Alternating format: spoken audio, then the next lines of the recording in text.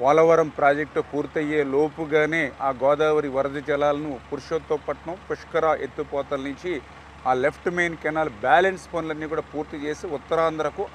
అనకాపల్లి వరకు కూడా నీళ్లు తీసుకెళ్లాలని చంద్రబాబు నాయుడు గారు 2026 లక్ష్యం ఏదైతే పెట్టారో ఆ లక్ష్యాన్ని అందుకునేటువంటి విధంగా ఆ ఎల్ఎంసీకి సంబంధించి ఈ 2 ఏళ్లలోనే 1800 కోట్ల రూపాయలు ఖర్చు పెట్టి క్రిటికల్ వర్క్స్ దగ్గర 5 నదులు crossing, 11 national highways crossing, 100 metres depth ఉన్నటువంటి హిల్స్ కటింగ్, ఇటువంటి క్లిష్టమైనటువంటి పనులను సైతం ఈ 2 ఏళ్లలో అధిగమించి ఎల్ఎంసీకి ఆ వాటర్ క్లియరెన్స్ని ఈ రోజుకి మనం పూర్తి చేసినటువంటి పరిస్థితి మీ అందరికీ తెలుసు.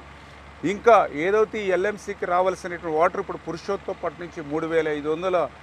క్యూసెక్కుల నీరు ఉంది. ఈ 3500 క్యూసెక్కులకి తోడుగా పుష్కరా కూడా మనకి తోడవుతే ఇంకా ఎక్కువ నీరుని తీసుకెళ్ళవచ్చు అనేటువంటి ఉద్దేశంతో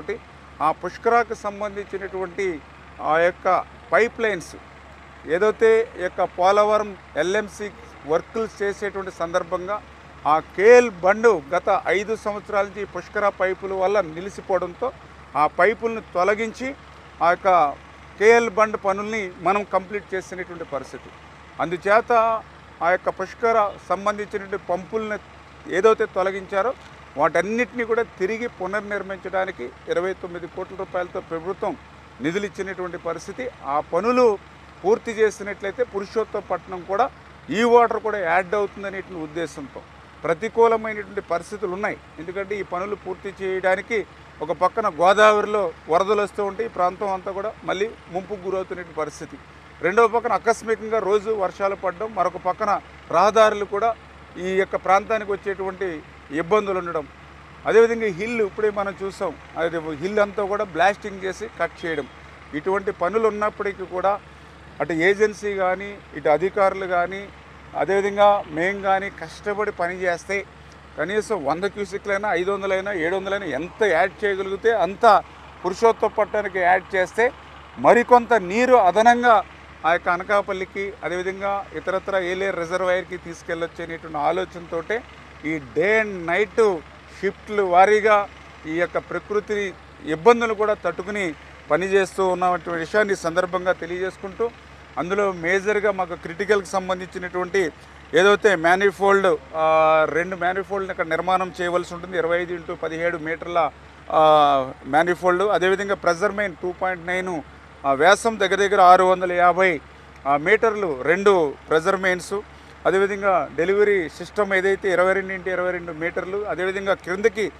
ప్రొటెక్షన్కి సంబంధించి 82 మీటర్లు, ఇటువంటి క్రిటికల్ వర్క్స్ అన్నింటినీ కూడా ఒక 10-15 రోజుల్లో ఎంతవరకు పూర్తి చేయగలిగితే అంతవరకు ఆ పురుషోత్తపట్నం వాటర్కి ఈ పుష్కర వాటర్ కూడా యాడ్ చేయాలనేటువంటి సంకల్పంతో పనిచేస్తూ ఉన్నామని చెప్పి మీ ద్వారా తెలియజేసుకుంటూ, దానికి ప్రతిరోజు కూడా రివ్యూ చేసుకుంటూ, గతంలో కూడా అడ్వైజర్ గారు ఏఎన్సీ గారు ఇన్స్పెక్షన్లు చేసుకుంటూ, మేము కూడా స్వయంగా ఇన్స్పెక్షన్లు చేసుకుంటూ తగినటువంటి సూచనలు, అదేవిధంగా ఇంకా బెటర్గా పనులు కంప్లీట్ కావడానికి ఇంకా ఇతర ఏజెన్సీలు వాళ్ళ సహాయం కూడా తీసుకుని ముందుకెళ్ళేటువంటి విధంగా పనులు జరుగుతున్నాయి. అంటే గతంలో గొడ్డల పార్టీ 5 సంవత్సరాల పరిపాలనలో కనీస వేసమెత్తు పని చేయకపోవడం వల్ల ఈరోజు మేమింత కష్టపడి శ్రమించి గత ప్రభుత్వం చేయనటువంటి పనుల్ని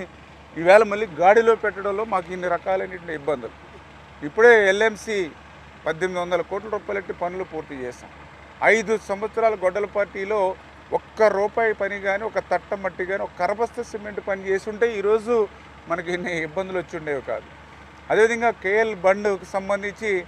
ఆ బండ్ వరకు కూడా 5 సంవత్సరాల్లో కనీసం దాని వంక చూసినటువంటి పరిస్థితి లేదు. కేంద్రం కూడా 3850 కోట్ల రూపాయలు గత 14-19 తెలుగుదేశం ప్రభుత్వ హయాంలో పోలవరంకి రీఎంబర్స్మెంట్ నిధులు ఇస్తే ఆ రీఎంబర్స్మెంట్ నిధుల్ని అటు నిర్వాసితులకి ₹1 ఇవ్వలేదు 5 సంవత్సరాల్లో, పోనీ పోలవరానికి సంబంధించినటువంటి పనులకి కూడా ఉపయోగించకుండా ఆ కేంద్రం ఇచ్చిన రీఎంబర్స్మెంట్ నిధులను కూడా దారి మళ్లించినటువంటి గనుడు జగన్మోహన్ రెడ్డి. నిజంగా 5 సంవత్సరాల్లో ఇటువంటి పనులు కొంతలో కొంతైనా చేసుంటే ఈవేళ మనకు కూడా కొంత టైం టు టైం చేసుకోవడానికి మాకు కూడా ఉపశమనం ఉండేది. గత ప్రభుత్వం చేసినటువంటి పాపాలన్నీ కూడా ఈరోజు శాపాలుగా మాకు మారినటువంటి పరిస్థితి. వాటన్నిటినీ సవాళ్ళన్నింటినీ కూడా అధిగమిస్తూ వన్ బై వన్ ఒక్కొక్కటి కూడా క్లియర్ చేసుకుంటూ ఆ ముఖ్యమంత్రి గారి యొక్క లక్ష్యానికి అనుగుణంగా పనులు ముందుకు తీసుకెళ్లేటువంటి విధానంలోనే రోజువారీ మేము కూడా సమీక్షలు చేసుకుంటూ ముందుకు వెళ్తున్నామని చెప్పి మీ ద్వారా తెలియజేస్తున్నాం.